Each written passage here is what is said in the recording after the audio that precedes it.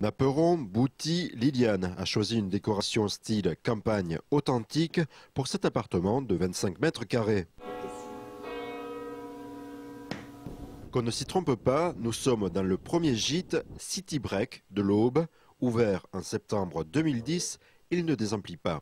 Les touristes, naturellement, j'ai des gens qui travaillent beaucoup, des gens qui sont en stage ou qui font une formation. J'ai des gens qui viennent à des salons, qui participent à des salons, salons du bien-être, foire de champagne. Des gens qui viennent dans la famille aussi, qui ne veulent pas envahir leur famille et qui viennent pour être indépendants. Ici, en 3 épis, ça varie entre 190 et 250 suivant la saison, hein, si c'est en basse ou en haute saison, ou moyenne. Et par rapport à l'hôtel?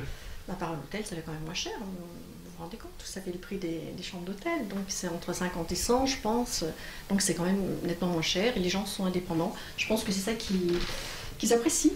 Un bon plan prix qui devrait faire des émules. Les Gîtes de France souhaitent tout de même garder leur image. On cherche le contact humain.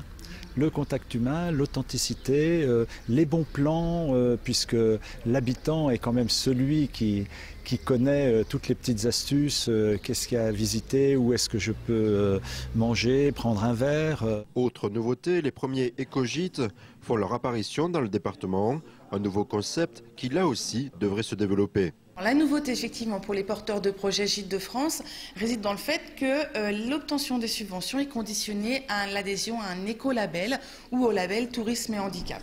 Les Gîtes de France Aube se lancent un autre défi pour l'été, rénover le site et répondre aux requêtes des utilisateurs d'Internet et de smartphones.